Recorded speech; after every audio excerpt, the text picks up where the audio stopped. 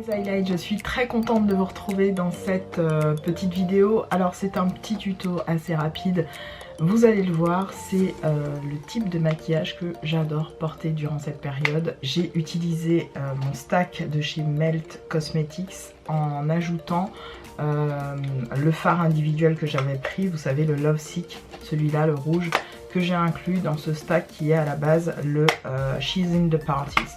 Je crois que c'est vraiment le type de make-up nude, pas pour tout le monde, c'est pas nude, mais que j'adore porter durant cette période. Je n'ai pas mis de faux cils.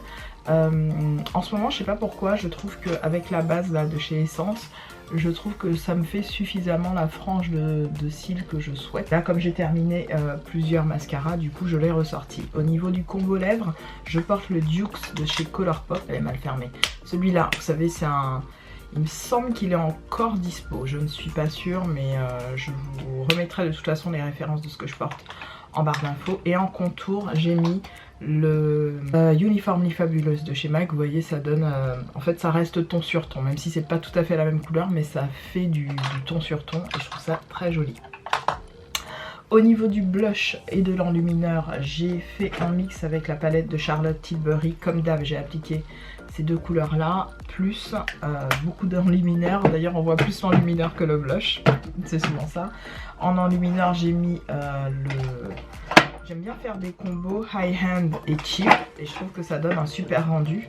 Donc j'ai fait un combo avec celui-là, le Peachin de chez PS Primark, blabla, et le Givenchy qui s'appelle Mystic Pink, qui est une étoile, c'est magnifique. Et c'est ce que j'ai appliqué en topper. J'ai envie d'en appliquer un autre, mais je me suis dit non. Puisque je mets en moyenne je mets 2 voire 3 enlumineurs différents sur mon visage.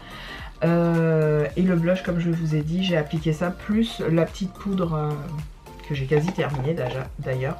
Vous savez, les blushs cassés que j'avais dans ce pot là, je suis venue en remettre, d'ailleurs je vais en remettre un tout petit peu.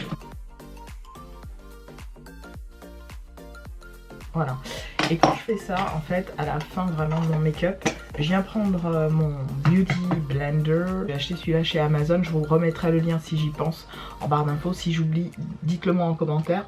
Et je tapote comme ça pour qu'en fait les produits poudre puissent clairement pénétrer dans ma peau.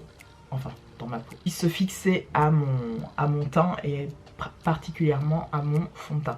Voilà pour ce make-up, j'espère qu'il vous plaira, je vous en reproduirai d'autres, c'est promis. Ce n'est pas pour vous inciter à l'achat, loin de là, puisque le but de cette chaîne au contraire est de vous inviter à réduire. En revanche, si vous avez au moins 3 des couleurs déjà présentes dans ce stack, n'achetez pas ce stack.